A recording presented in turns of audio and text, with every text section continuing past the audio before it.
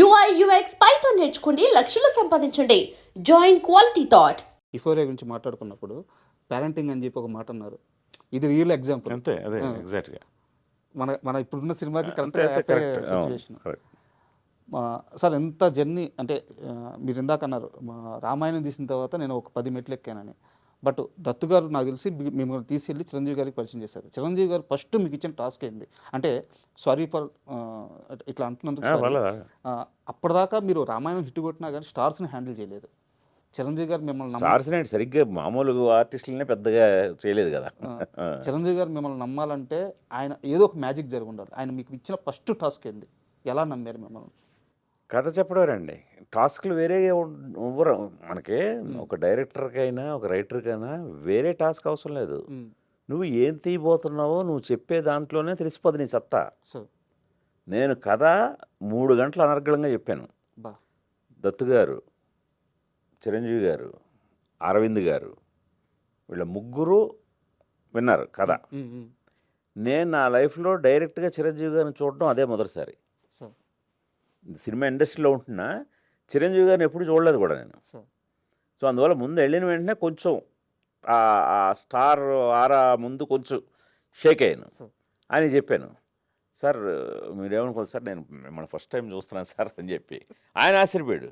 ఏంటంటే ఎప్పుడు నన్ను షూటింగ్లో కానీ నువ్వు ఇండస్ట్రీలో ఉన్నావు కదా చూడలేదంటే చూడలేదు సార్, నేను మొదటిసారి చూస్తున్నాను, అందువల్ల కొంచెం టైం తీసుకుంటా సార్ అని కొద్దిగా వాటర్ గీటర్ తాగి ఇంకా మొదలు పెడితే ఇంకా చిరంజీవి కాదు నా పాత్ర, రామకృష్ణ అనే పాత్ర, ఆయన పాత్రగానే ట్రీట్ చేసి 3 గంటలు నేను నరేషన్ ఇచ్చిన తీరికే అదే సిట్టింగ్లో మొదటి సిట్టింగ్లోనే ఓకే అయిపోయింది. ఇంకా వేరే పరీక్షలు అవసరం లేదండి. ఎనీ డైరెక్టర్కి కానీ రైటర్కి కానీ వాడు ఏం చెప్తాడో అందులో తెలిసిపోతాడు ఏం తీస్తాడో.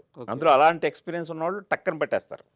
అది బట్ చూడాలని ఉంది. కథగా చూసుకుంటే ఎంత లేదన్నా అది ఒక కమర్షియల్ సబ్జెక్టే కథగా చూసుకుంటే. బట్ దాని బ్యాక్గ్రౌండ్లో మీరు చూపించిన అంటే చాలామందికి ఇది రిస్ట్ అవ్వకపోవచ్చు. రామకృష్ణ అని వాళ్ళ ఆధ్యాత్మిక గురువు, వాళ్ళ గురువు పేరు పెట్టారు రామకృష్ణ పరమహంస, వాళ్ళ ఆధ్యాత్మిక గురువు ఆయన పేరు పెట్టారు. బెంగాలు నేపథ్యం మొత్తాన్ని ఆఖరికి సందులతో సహా చూపించారు. అక్కడ ఉండే మదర్ తెరెసా లాంటి వాళ్ళ గురించి ఆ పాటలో పెట్టారు. ఒక కమర్షియల్ సినిమాకు కూడా ఇంత హోంవర్క్ చేయాల్సిన అవసరం ఏముంటుంది? అంటే చేస్తే తప్పని కాదు, చాలా అద్భుతమైన విషయం. బట్ గుణశేఖర్ ఎందుకు అంత బలంగా కూర్చుంటారు ఒక కథ నేపథ్యాన్ని చెప్పడానికి? కథని చెప్తే సరిపోదు. ఇప్పుడు అందువల్ల వాళ్ళకి నచ్చిందండి. సో చిరంజీవి గారికైనా దత్తు గారికైనా ఈ కొత్త తరమే నచ్చింది వాళ్ళకి. ఇప్పుడు నేను చిరంజీవి గారు రెగ్యులర్గా చేస్తున్న ఫార్మెట్లో నేను ఒక కథ రాసుకొని వెళ్తే అసలు పూర్తి కథ కూడా వినేవారు కాదు. అంతే కదా, ఇలాంటి కథలు నువ్వెందుకైతే తీయడం మా వాళ్ళు 3 మంది ఉన్నారు అనే పంపించేస్తారు. ఈ కొత్తదనం అంతా వాళ్ళు ఫీల్ అయ్యారు కాబట్టే నాకు ఆ ఛాన్స్ దక్కింది. లేదా రొటీన్గా చిరంజీవి గారికి మీటర్లో కథ రాస్తే ఎందుకు? ఇప్పుడు మీరు ఏవైతే చెప్తున్నారో ఎంత శ్రమ అంటున్నారో అదే నచ్చింది వాళ్ళకి. అది అండ్ నాకు చూడాలని సినిమా చిన్నప్పటి నుంచి చూసిన వాటిలో బాగా రిజిస్టర్ అయిపోయిన విషయాలు 2 ఉన్నాయి సార్. ఆ సింబల్ అనే పాట ఉంటుంది కదా, దాంట్లో ఆ యానిమల్స్ అన్నీ అలా డ్యాన్స్ చేయడం ఒకటి. And second thing Prakash Raj గారు సార్. అంటే నా వయసు వల్ల నేను అంతకుముందు రిజిస్టర్ చేసుకొని ఉండకపోవచ్చు. నేను ఫస్ట్ టైం నాకు ప్రకాష్ రాజ్ గారు రిజిస్టర్ అయిన సినిమా చూడాలని ఉంది. ఆ తర్వాత చూసుకుంటే మీ ప్రతి సినిమాలో ఆల్మోస్ట్ ఆయన ఒక మంచి క్యారెక్టర్ చేస్తూనే వస్తున్నారు అనమాట. సో ఏంది ప్రకాష్ రాజ్ గారితో అంత బాండింగ్ ఏంది మీది? అంటే ప్రత్యేకమైన నాకు బిహైండ్ ది స్క్రీన్ బాండింగ్ ఏం లేదండి, ఆన్ స్క్రీనే తప్పితే. ఎందుకంటే నేను కరెక్ట్గా ప్రకాష్ రాజు కూడా ఆ టైంలో 1-6 సినిమా చేశారు, 2 సినిమాలు ఎంతో చూడాలని ఉంది టైంకి. ఫస్ట్ టైం ప్రకాష్ రాజు కూడా ఒక పెద్ద హీరో సినిమాలో మెయిన్ విలన్ రోలు. సో అందుకని తను కూడా అప్పుడప్పుడే వస్తున్నాడు పైకి, టు బి ప్రూవ్డ్ ఇంకా. అందుకని తనకున్న టాలెంట్ మొత్తం చూపించాడు, నేను అది వాడుకున్నాను. అలా మాకు ఒక అసోసియేషన్ ఏర్పడింది. అంటే మనం ఒక క్యారెక్టర్ ఇస్తే ఆ క్యారెక్టర్ని బాగా వర్కౌట్ చేస్తున్నాడు, అది బాగా వర్కౌట్ అయ్యేలాగా జనరంజకంగా చేయగలుగుతున్నాడు, అది ఆల్వేజ్ మనకు ప్లస్సే కదా.